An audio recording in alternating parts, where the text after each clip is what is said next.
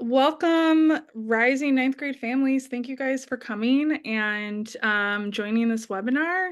We're happy to be here and to share more about the ninth grade program specifically and the whole high school program, be able to answer some questions that you have about what GRS high school looks like. My name is Libby Cook. I use she, her pronouns. And I am the 9th and 10th grade literature guide and presently the ninth grade team lead.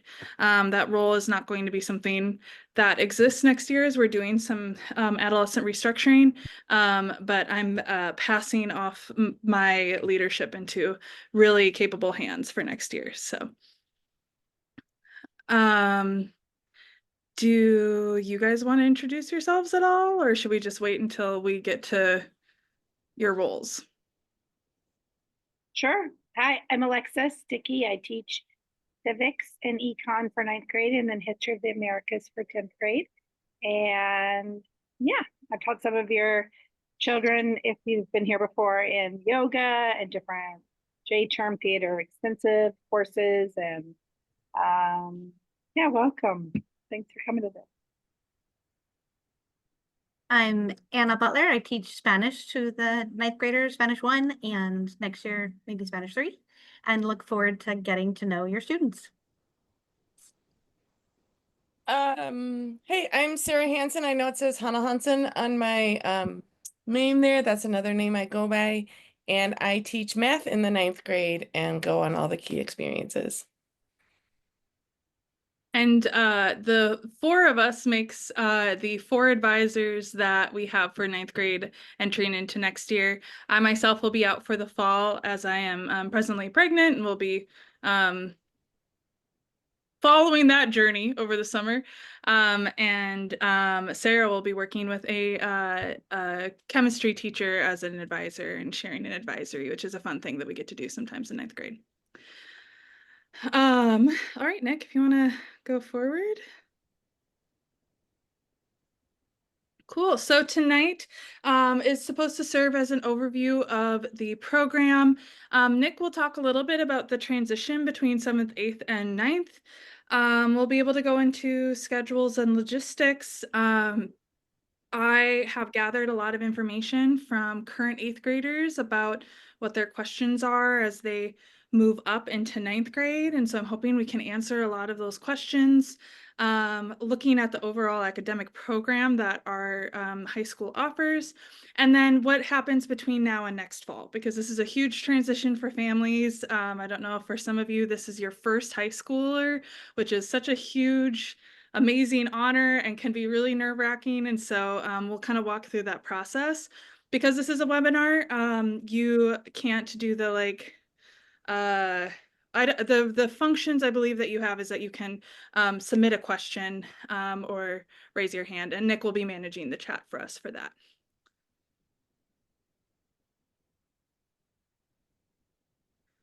So why attend GRS for high school? We are a small community-focused school. What that means that stands out among other schools, like if you go to the larger high schools, is that you're going to have the same teachers potentially several times. And it allows you to your students to make really deep relationships with those teachers, and those teachers to really know and understand your student academically. Fun fact, I'm teaching 10th grade right now. And just so happens with the way my teaching schedule worked out is that I have taught these 10th graders since my first year starting to teach here 4 years ago. And this is my last year teaching them, most likely, which is sad, but I know these students really well. I've seen them through their entire adolescent timeframe and have really got to watch them grow and become the learners that they are today. And I'm really excited to send them off to their next teachers, not because I wish I didn't have them in class, because I'm going to miss them very deeply having them in class, but because I'm excited for them to be able to go on to new experiences and new teachers and strengthen their learning that much more.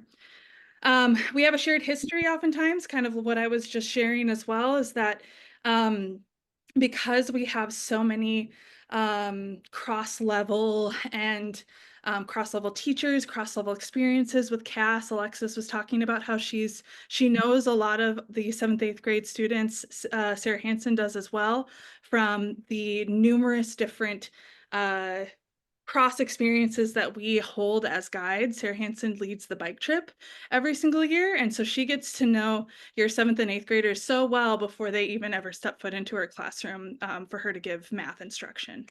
And that same relationship is built intertwiningly between students as well.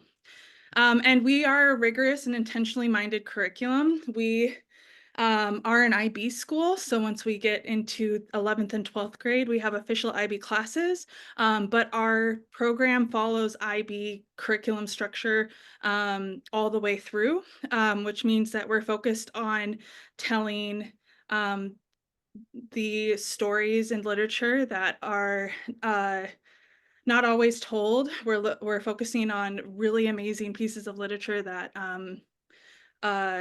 sometimes gets pushed aside in traditional curriculum.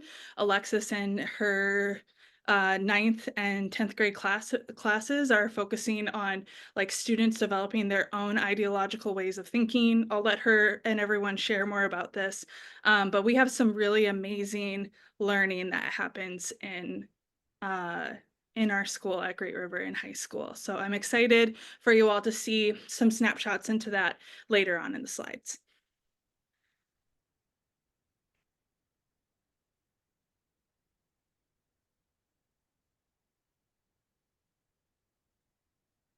All right. Hi, everybody. I'm Nick Beermann. I'm the Adolescent Program Director. So I get to oversee the Adolescent program, hang out with teachers, hang out with students. And then I'm here to talk to you a little bit about what you can expect, sort of the transition. So what are some of the differences that you're going to see in moving from 7th and 8th grade program at GRS if you're a current GRS student or a current GRS family? And how that's gonna compare to what you experience in the 9th grade at GRS. So in the 7th and 8th grade program at GRS, you are experiencing a lot of multi-age classes. All of the courses that students are in, the advisors that they're in, are all with 7th and 8th grade students together, with the exception of math, that was either 7th grade or 8th grade. In the 9th grade, all of the core classes that students are actually going to be all just generally 9th graders in those courses. So in English, in history, in science, those are generally just going to be 9th graders in the course with them. But then the elective courses that they take, whether it's a music course or an art course or a theater course, those are going to be multi-age. Class sizes are really similar in the 7-8 to the 9th grade. The 9th grade, they may see some larger variation in class sizes, because some electives can get rather small. So they might see some more variation, but again, class size between 23, 24, 25 is pretty consistent actually across Great River School. Like in 7-8, where they have specialist guides leading courses in their subject area, it's the same thing at 9th grade, where they've got a different teacher for history, different teacher for English, for science, etc.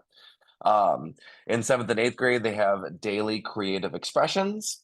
So they have a daily elective course that 7th and 8th graders take. At 9th grade, it depends on what they choose, but it could be that they could have 2 electives, so have one every day. But a lot of students maybe only take one elective in their schedule. And they also will sort of continue to have daily indie work, just like in 7th and 8th grade. In 7th and 8th grade, we utilize that 1 to 7 grade scale. In 9th grade and in all of high school, that 1 to 7 scale continues. But as a difference in the high school courses, we actually convert those 1 to 7 grades that we saw in the middle school to A through F grades in Power School and on transcripts. We do that frankly, just to make it easier when we're communicating with colleges or jobs or scholarships or whatever, that our transcripts are super simple and easy to follow, just so that we make it easy on students when they're submitting this information. And then, of course, at 9th grade, this is when courses start counting for high school graduation. And so students are now working towards earning credits for high school graduation, and that they weren't doing in 7th and 8th grade. That's only starting in 9th grade. Awesome. Back to you, Liv. Thanks. Before I get into daily routine of the ninth graders, I wanted to answer one of the commonly asked questions of the current eighth grade class that's rising into ninth grade.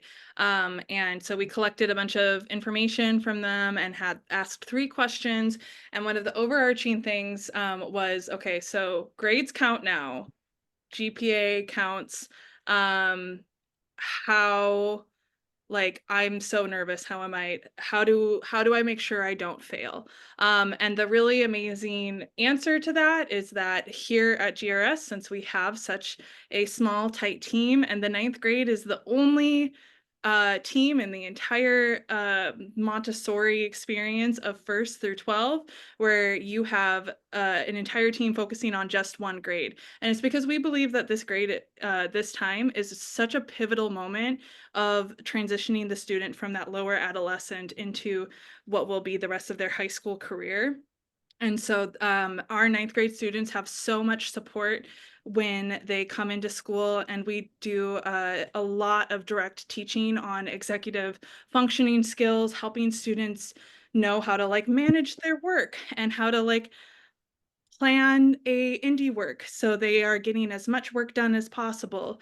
And we support them more in their academics to begin with, and we kind of bolster it up until we start seeing them being able to do it on their own, and then we back away slowly.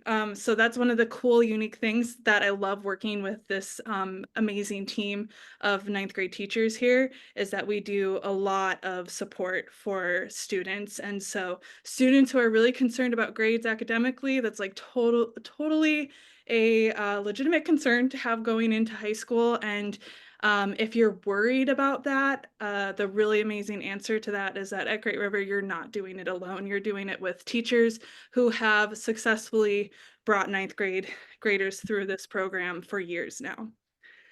But our schedule overall looks pretty similar to the 7th, 8th grade schedule. We do have A, day, B day rotation, just like you all do, Monday, Thursday, and Tuesday, Friday.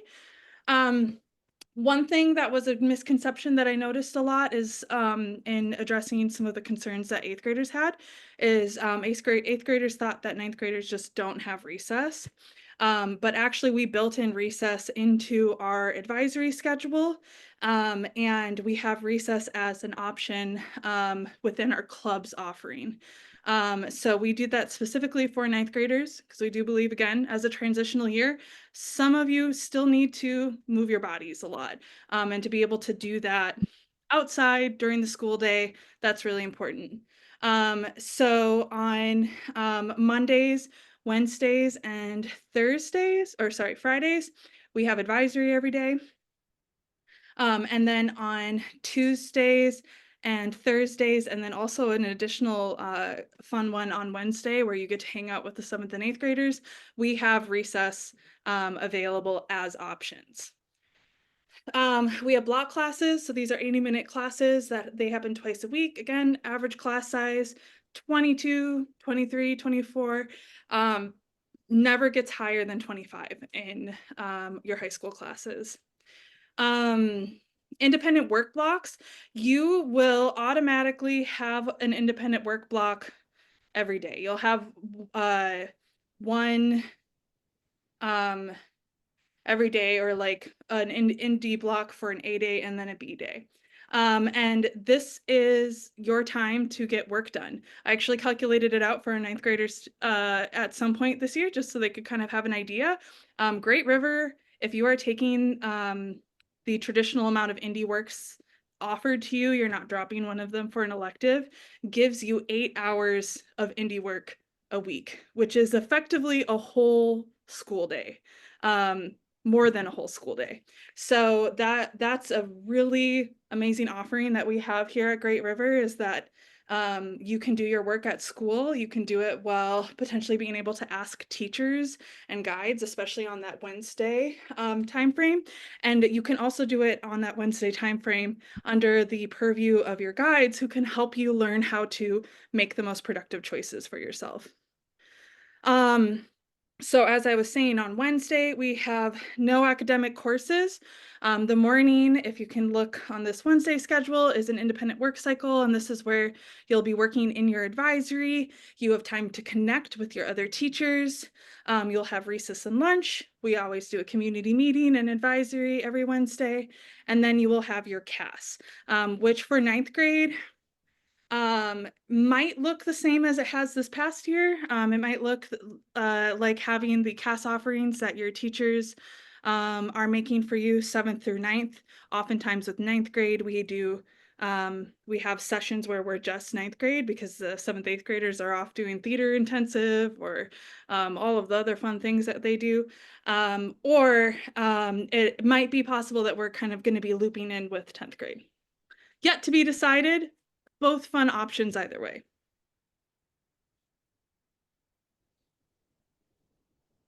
All right, so advisory, what advisory is going to look like is meeting daily with your designated advisor. So again, your 4 advisor offerings are on this call for next year. And it's really built to make a community and to have a smaller community that you can trust and lean on and go towards. So we do community circles, usually at least once a week. We do social emotional learning lessons sometimes. And then we also just have inter-advisory fun. We love doing advisory Olympics in ninth grade. We have an amazing trophy that Sarah Hansen made. I don't know how many years ago, but we love putting those forward and or organizing those together or playing games with each other. My advisory loves playing games. Just we have every Wednesday is game day, and they come up with fun ones for themselves. We learned that not all of us are smarter than first graders in some of those trivia questions, and so we're working through some trivia right now. But just a fun time to bond with a smaller community within our larger ninth grade community.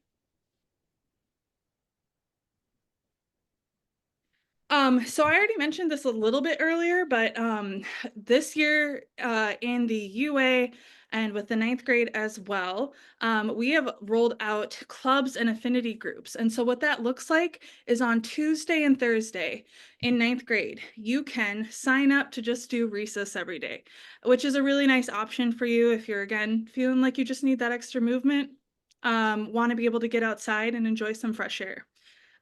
If you are wanting to join a club or affinity group, this is a really great opportunity for you because these are offerings that are happening during the school day. You do not have to stay after school for these clubs. You do not have to try and like arrange pickup times. And so the clubs that we offer and affinity groups that we offer during this time frame are just built into your schedule, and you sign up for them on a quarterly basis.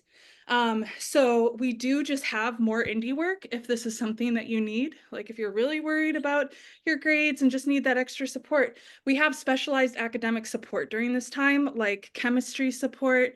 All of you will be taking chemistry next year, and so you can work with the chem teacher on your chemistry, which is a great way to get work done. Writing support, math support, and then there's just general indie workspaces as well. On Tuesdays, we focus more on clubs.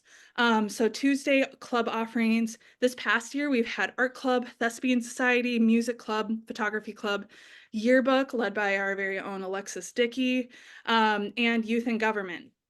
The really cool thing about these offerings is that if you see something where you're like, oh, I wish they had Dungeons and Dragons club. I wish that they had a chess club because I really want to learn how to play chess. The opportunity is yours to go and find an advisor and to make that club. So any club that you see as being something that you want to see at GRS, if you have the organizational power, you can organize that club. On Thursdays, we have more affinity groups. So these looks like things like BIPOC leadership, which plans and leads all of the BIPOC events that happen through the school year that goes all the way down to the elementary kids. SAM, Students Against Misogyny, GSA, and plenty more opportunities to create and establish affinity groups on that time frame. Additionally, we also have more indie works on Thursdays. So ninth grade, like I said, has recess available on Tuesdays, Wednesdays, and Thursdays. Tuesdays and Thursdays would be something that you'd be signing up for in lieu of a club or affinity group.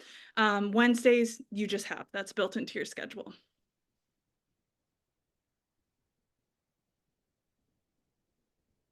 Community meetings. I already mentioned this briefly, but every week we have a community meeting in ninth grade, and we have it in one of our little classrooms. It's kind of a cozy space.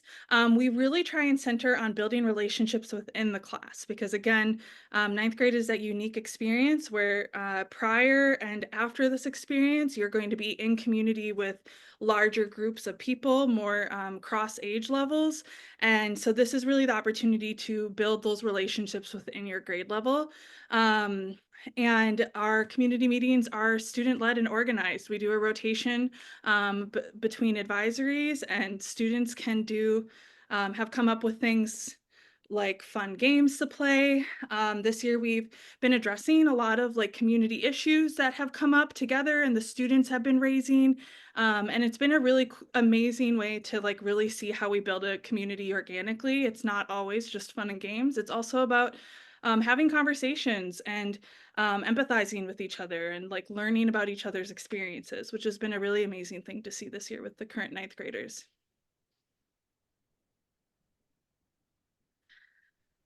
All right, fall key experiences. So every year at Great River, students will go on a fall key experience. In ninth grade, we go to the farm, which is exactly what Maria wanted us to do with you guys, with ninth graders. So we go to a farm, we go to Philadelphia Community Farm. All of the pictures that you're seeing from like this specific farm, the big red barn there, Pedagogia Place, is from Philadelphia Community Farm. This past year, we had a conflict with schedules with Philadelphia Community Farm. So we went to this other amazing farm called Foxtail Farm and hope to also continue a relationship with them. But students go to a farm and they learn how farms work and they learn how to do that farm work themselves. And we really focus on all of these things that are in this slide, building and community and setting norms. This is one of those amazing moments where we just get to know your students really well. As teachers, your students will get to know their fellow classmates really well and build those relationships that oftentimes last them not just through ninth grade, not just through high school, but further into their lives. Pedagogy of place is something that's really significant to us. So we believe like going out and taking the students to the location is really one of the best places to learn. So just talking theoretically about a farm, let's go farm. It's a part of our shared experience, our collective history. We do a lot of social emotional learning on these trips, whether it's just through talking through some homesickness that we're having together as a group, or also just in general doing work on that. PCF is so great with doing some of that social emotional learning and really connecting in words and learning about yourself and the way that you respond to certain situations and how you can regulate yourself. Building independence, and obviously we're outdoors. We're valuing that outdoor experience. So I already mentioned this, but our specific experience for the ninth grade is the farm trip. These are all pictures from 2 years ago when we were at PCF. And the video here is a clip of every year at the end, the last night, we do a hot cocoa house where students perform. And this was a clip of their performance from 2 years ago. Maybe I'm not confident the clip is going to work, but we'll find a way to make sure that we'll try to find a way to make it accessible when we send out the slideshow. Okay, cool. I will spoil it for you. It's all of the students together singing Party in the USA. And Sarah's Muppet Prunella, who comes on all of our Key Experience, also makes an appearance singing Party in the USA. And that's just the kind of community bonding we love to do here at Great Rivers, sing some Miley Cyrus songs together. It's not weird. No. No. No. Mm-mm. It's quirky, sort of. You can see, you just can't hear. One of the things that's great about the Cocoa House is that the students decide on their own that they're going to perform and what they perform, and it's anything from singing to poetry to a call and response to magic tricks to what have you. And rapping. Rapping, yeah. Mhm. We've had it all over the years. Our other experience that we do at the end of the year is our spring intensive. We're approaching these right now with our current 9th through 11th graders. These are little 4-day classes. I guess I can't really call them little because that's a lot of days. And the really awesome thing about spring intensives is that most of them are student organized. So this year, what we're looking at is actually a majority of the spring intensives were completely put together by students. So we have things like learning how to fly fish while camping. They're camping with fly fishing, right, this year? Yes. Yeah. They're also there's a group that's hiking and learning about like hiking and backpacking, and they're going to be up at Gooseberry Falls. There's a spooky cities, like looking at horror and specifically at like how manifested the genre, I should say, horror has manifested in the Twin Cities around us, and doing like a literary exploration of that. I'm hosting a mini musicianship with students who want to put on a little concert. We have some really amazing student put together experiences. Some of these ones up here is filmmaking. Last year there was one that went and explored labor unions. Last year I took a group on exploring urban farms around the area. So they tend to change every year.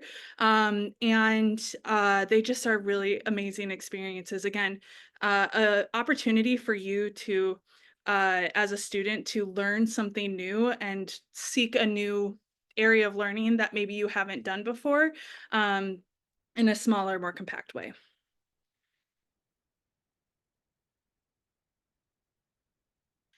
So CAS, I've already mentioned this briefly. And for CAS, we're still in that decision-making process of deciding what CAS looks like for next year. But assuming that it's been going the way it has been going, we do CAS 7 through 12.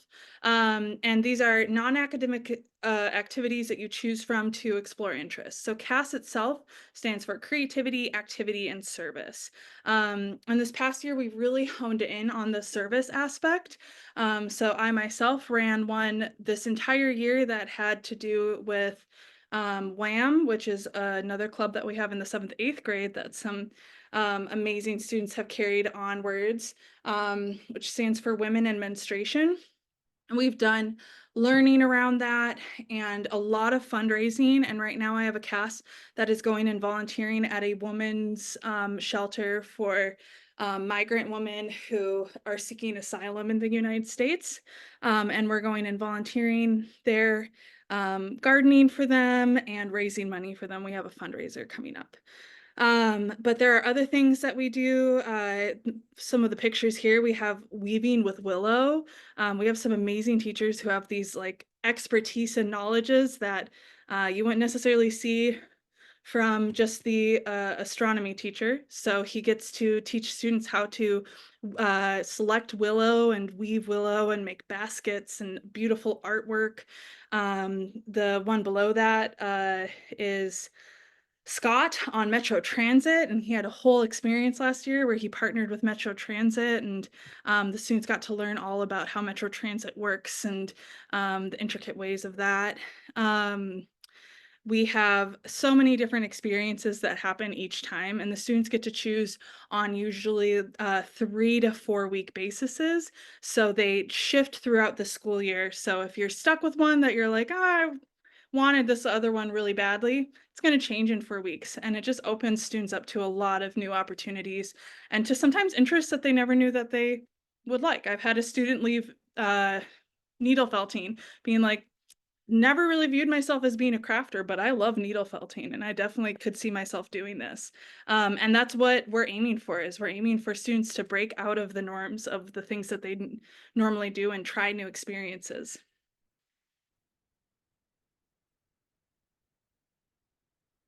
All right.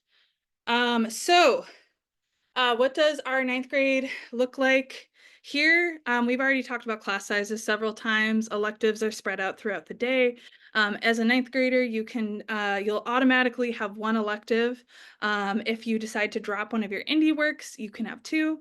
My recommendation as a 9th grade teacher is to see how the first semester goes in regards to your work and being able to get it done with your 2 indie works for the first semester. And then if you're like, I fly through my homework, I don't need both of these indie works, that's a really great time for semester 2 to drop one of those indie works and add a second elective and just get some more learning in. That's a really great opportunity. I usually just recommend take the first semester to just try out our sea legs in regards to 9th grade and just see how we're doing. Our core classes is math, integrated math 2, science, which is chemistry, English, literature, English, which is literature and culture, which is essentially world literature. It's our fancy way of saying world literature.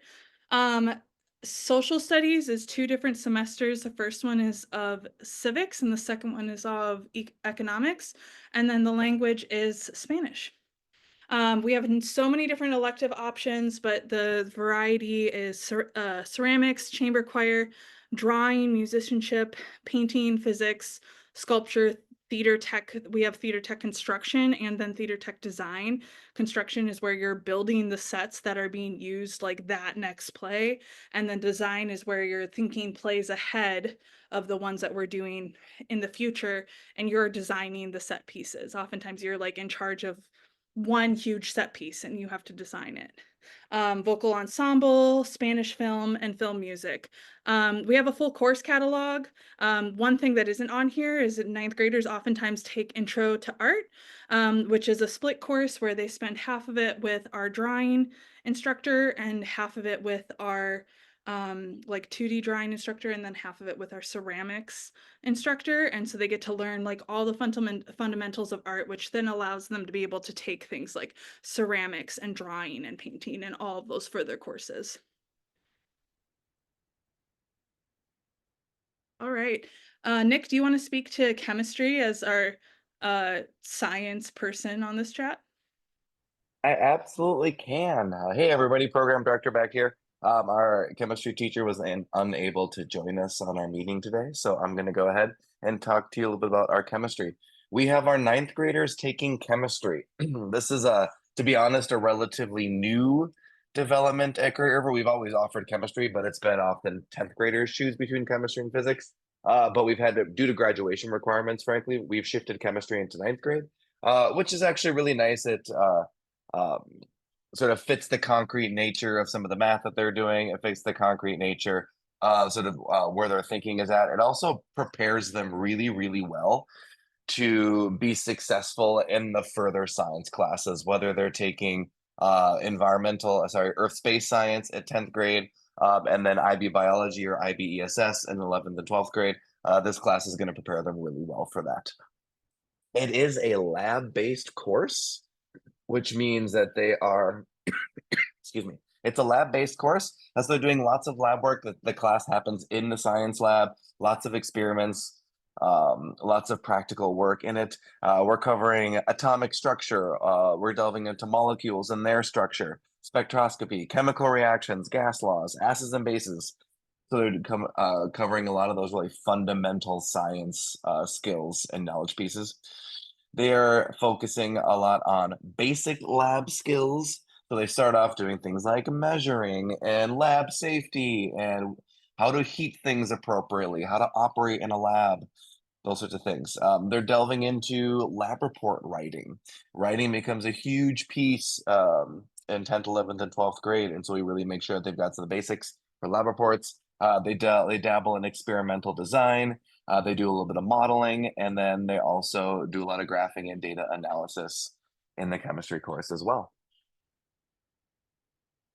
I also, while I've got the mic, I'm also going to remind folks that the chat function is not available because this is a webinar, but if you've got any questions, feel free to throw them in the question and answer bar. There have been a few questions that have popped up that I've gone through and answered. I try to answer them right away. Sometimes I won't because I know it's going to be touched based later in the presentation. And then I'll also review all of the questions and how we answered them at the end of the presentation as well.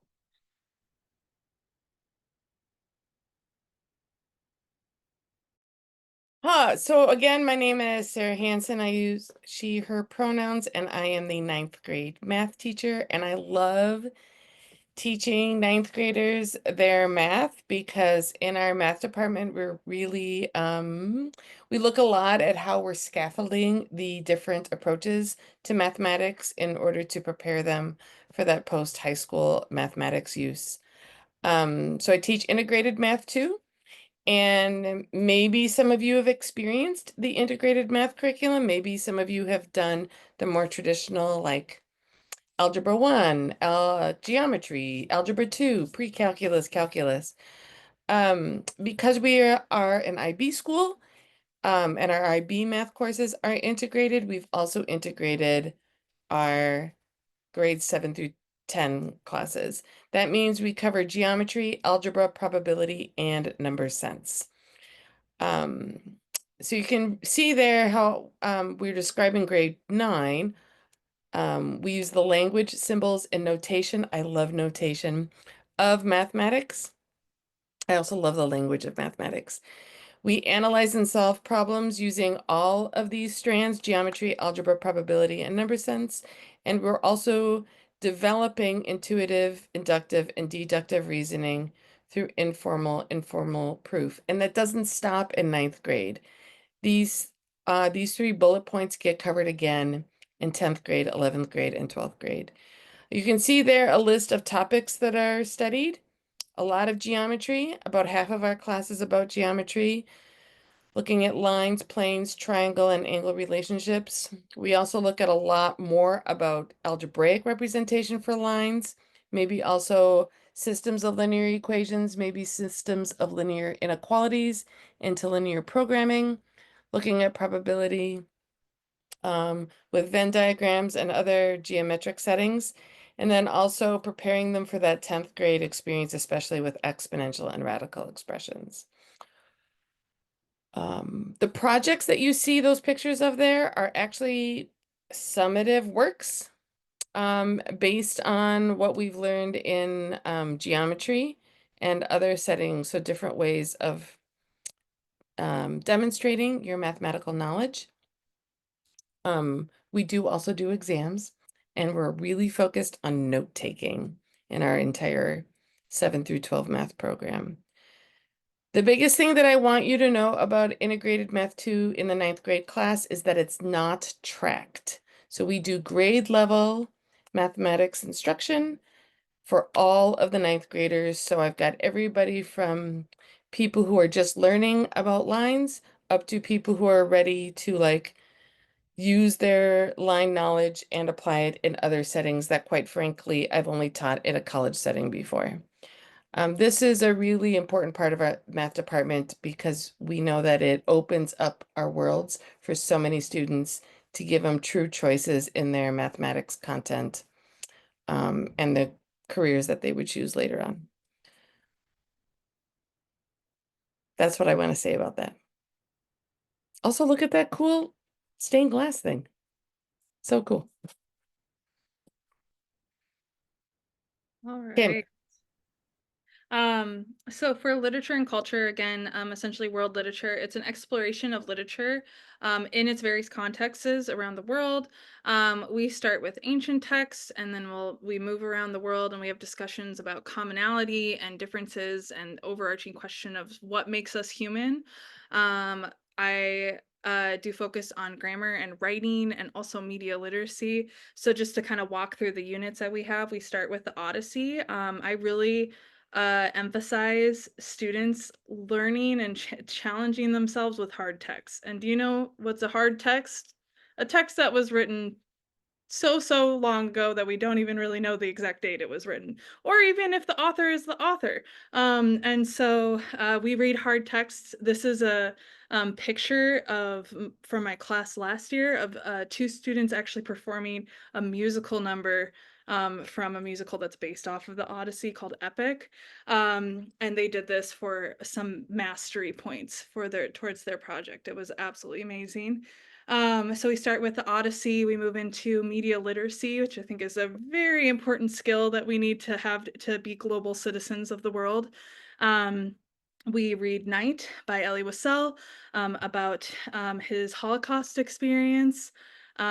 We focus on character archetypes and write a paper to really kind of dig into like what does it take to write a paper.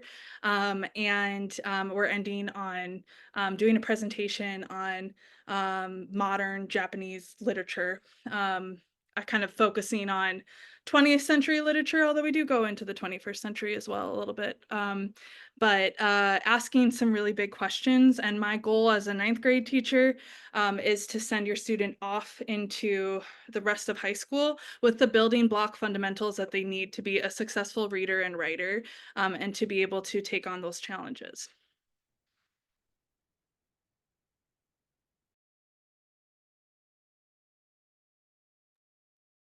It looks like Alexis had to drop out of the call here, so I can go over civics and economics. Both of these are they're both rigorous, and they are both a required course for Minnesota graduation. The first course, Civics, focuses on a semester of government systems, foundational understandings of our US Constitution, and ways to interact with the government and engage in civic participation on all levels. What I really love about Alexis's class is she does a lot of projects, and she has a lot of ways for students to show their knowledge. And a lot of it is very discussion based as well. She doesn't necessarily She has students reading this really intense college level text at the start of the school year called Justice. And the purpose isn't that they're reading it to like totally understand what it is, because it's a college level text, but it's to have conversations and to allow students to find their own voice, which I think is a really beautiful thing within a civics teacher. Second semester is economics, and so that hits micro, macro, world, and personal finance through both key terminology application and also opportunities to learn and study real world situations and enhance understanding. My favorite project that the students do is that they have a civic engagement project. And so they have to decide some path that they're going to engage civically. We've had students talking with representatives all the way up to, I don't want to make a bold claim that might not be true, but I'm pretty certain Peggy Flanagan, our lieutenant governor. We've had students who have made service learning projects. The volunteering that I'm doing with my cast right now is actually a student civic engagement project that she put forward, was to support this local shelter that we've been supporting as a school this year even further. And she developed and planned exactly what we're doing. And so there's some really amazing opportunities to really get engaged civically for the students to have that hands-on experience. All right, and I'm Prof. Anna again, she, her pronouns, and this is my first year at Great River, but looking forward to being back next year with your soon to be ninth graders. And I've taught all different levels, lots of college and high school and kinder and things. And so it's fun to be able to bring different kinds of strategies into the classroom. Our focus is being able to have a communicative approach to be able to acquire language. Many people in the past would study grammar and vocabulary, but recognizing that the way that we acquire languages as a baby is by hearing a lot, and for ninth graders as reading. So we do some reading, not simple novels in Spanish too, but also just being able to, our goal is to be able to make friends. So asking these, questions to get to know one another, to make friends who speak a different language potentially, or even just strategies of being able to communicate with someone who speaks a language besides Spanish.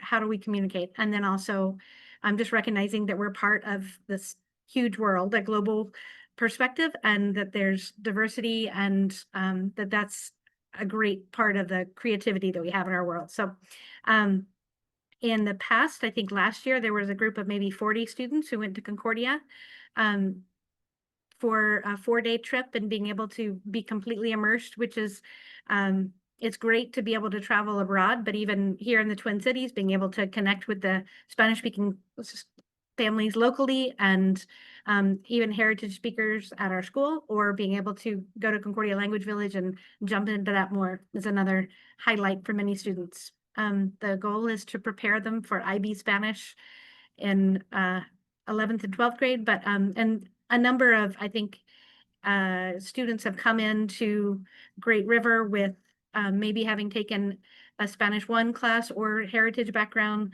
in the past. And so the majority of students will be placed in the Spanish 1, but at a small school, we can figure out what needs to happen for each student, where they are, their level, and especially even people who've been exposed in different ways by the second semester, there's opportunities of being able to let people grow and what they need to strengthen. So we have lots of fun together. Today, students were really enjoying playing games in Spanish, and it's great. You can do anything as long as we stay in the language. So that part is fun.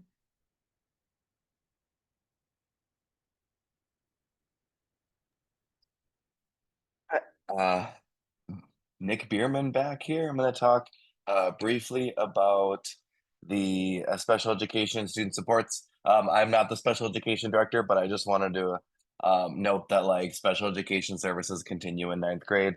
All the information will transfer from the 7th and 8th grade case managers to the ninth grade case managers. The special education support will look very similar to 7th and 8th grade for those of you current GRS families. Most of our students will take a study skills class that's led by their case manager or a case manager. So they get some executive functioning organizational support, and also just general more support from their special education case manager. This one is actually a credit bearing course as well. In 7th and 8th grade, it's not, but in 9th grade it is. And it will take the place of an elective, but it's a way that we're connecting with the students. It's a way that we service the minutes that are found in IEPs. We're generally a full inclusion school, so all of our students with IEPs will take classes, they'll attend classes with their peers. And then of course we'll continue to follow up with social work, occupational therapy, speech and language services, all of those things. Will continue and look very similar to what they did in 7th and 8th grade here at Great River, and look very similar to what it will look like for the entirety of the high school experience at Great River. We also have our student support teams, including interventionists and our social workers that continue to support all students at Great River. If you've got a 504, that will get, if you're a current GRS student, you have a 504, and you are working with, for instance, Candace or with Jim, you will continue working with those individuals in 9th grade. If you're coming in from outside of Great River School, a member of the student services team will be reviewing 504s and reaching out to you over the summertime, I suppose, and in the fall to make sure we're servicing those correctly and providing all the supports we need for students. Students with IEPs, those families, you'll be receiving information from the special education department generally over the summer in terms of information about like, who your upcoming case manager is going to be making introductions and such for those and to get ready for the new year. I'm also going to talk about like what comes next, right? So we've had some open houses this year. We had a big like open house night a couple of months ago. The current GRS 8th graders have come in and had a chance to meet with the high school students and learn a little bit more about the program. We've had a lot of students that are incoming Great River from outside doing all sorts of shadowing experiences. And so from now, like the big work of the students, our current 8th graders and any of you 8th graders coming in, is to just close out the 8th grade year strong. Just have a great time over the next few weeks finishing out your 8th grade year so that you can like really have some closure and be ready for next year. Um, Folks often ask about schedules. When am I going to get my schedule and my course information for next year? Those will get emailed over the summer. Caregivers and actually students at 9th grade will also get it via email, their schedule along with a supply list that will happen over the summertime. We'll have a back to school night in August that where families where among other things will get a hard copy of the schedule and then have a chance to go around and walk the schedule and see classrooms and meet teachers so you can help get oriented to the building and put eyes on your schedule and on your teachers. That will happen in August. There's generally another open house again in fall as well that we'll do. They'll bring everybody back in the building together. Of course, during those back to school nights, we'll also talk about the key experiences. And then, like I mentioned before, IEP case managers will reach out over the summer and make introductions as well. And then, of course, our key experiences, our farm trip. That information will also get emailed out throughout the summer with information, forms, packing lists, all of those things. There'll be informational sessions about at the back to school night. We spend the first few weeks getting ready for the farm trip in this case, doing prep work for it. There's a big, huge volunteer work and packing weekend the weekend before. And then the 3rd week of school, September 15th, we pack up and go. And so there's not a whole lot to be doing. It's not like we're asking families and students to do any sort of pre-work over the summer. It's really about enjoying your summer and just keeping an eye out for some of those emails and some of those communications to come through over the summer to help you better prepare for the year. All right. And I guess that wraps up our overall presentation now. A reminder that this webinar was recorded and we'll get a link to it, will get emailed out, as well as a link to the slideshow and a few other bits of information. I'm also leaving this time open if there are any folks that have any other questions that have popped into their heads during this presentation. You can drop them in the question and answer boxes in Zoom. If you go down to the bottom, like your bottom toolbar, there should be a button for Q&A, and you open that up, you'll be able to type a question. Throughout the presentation, we've got a few questions. One that asked specifically, what is CAS? We did do a slide after that on CAS. CAS is Creativity Activity Service. It's a component of our program that we do on Wednesday afternoons, where students have a chance to select various different activities related to creativity, activity, or acts of service. And so they get to choose those activities for Wednesday afternoon. It's a fun time to sort of take an academic brain break, really delve into some cool arts things or some cool creative things, or just do acts of service, which are really great for the soul. It's also a great opportunity for our guides to like spread their wings a little bit and showcase some really cool skills and show off some really awesome things for them, for the students. Nick, There was a question. Nick, can I Yep, say one more thing absolutely. about that? Absolutely. Like all of our programs, these are scaffolded through the high school. And in 7, 8, 9, we're really deliberately preparing them to make some choices about different things. And in 10th grade, we've been doing a really more like structured social justice or social work oriented project to prepare them for internships that they're doing in 11th and 12th grade. So it's like a 6-year program that we're pulling them through creativity, action, and service. Thank you, Sarah. Mm-hmm. There's also a question about how many students are in each advisory group, which is typically about 18. There's a question about, is it possible to start a learning about small engines or automotive club? Absolutely. We've had student design clubs before. It would be about, students would have to work to find a guide to help get it started, finding materials, the space. But yeah, we definitely have students start up their own clubs. There was a student about a question about students coming in with 504 plans. 504 plan, like you'll work with the director of student services to support those. Often there's a questionnaire when families are intaking the GRS, where you denote things like 504s and IEPs, then we follow up and get that information to you in the summer. And then we've got a few other questions. Profe Anna, since you are still here, would you be willing to tell us what does placement for students with prior Spanish work? Will they be tested at the beginning of year? Anna, have you had to handle that? Have you had that this Well, year? considering I started a month into school this year, Yeah. so I'm you probably can answer that better. At other schools, what Okay. I've seen is a small school, you can very easily, discussing with the student both for their transcript and from their conversations and stuff to place them. But a small school, we can there's I think the flexibility to move people up if they need to be. Good.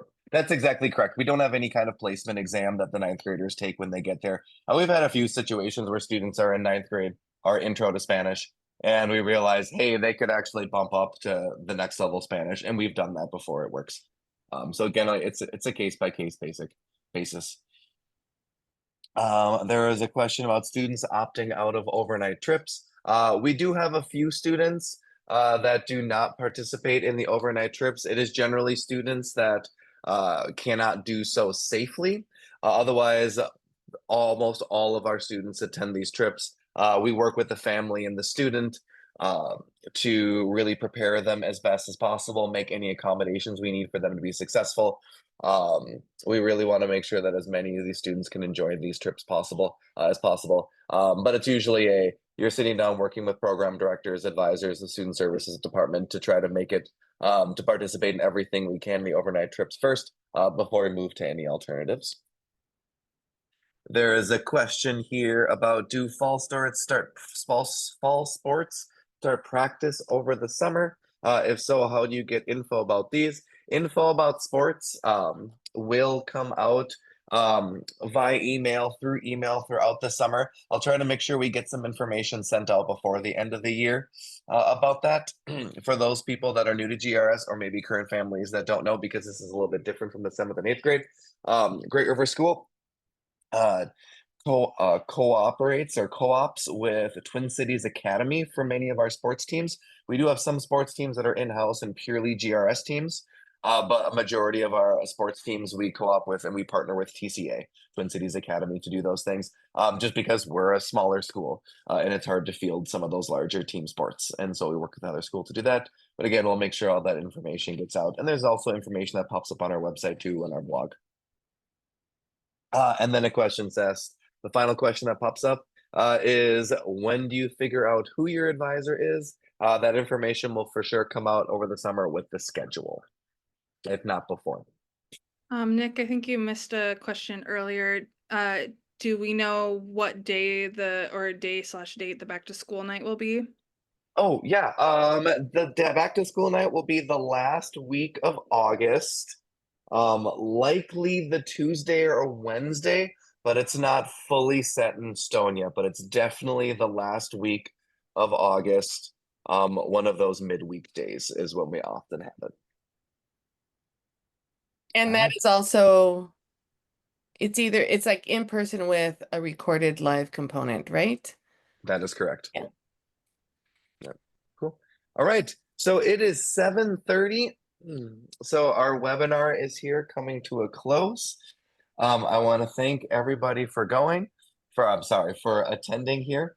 After this meeting, we will, over the next few days, prepare all the materials and send out links to a recording of this presentation, links to the slideshow. We actually take all the Q&A questions as well and drop them into the slideshow, so folks weren't here for the Q&A, they'll still get to see those questions and the answers.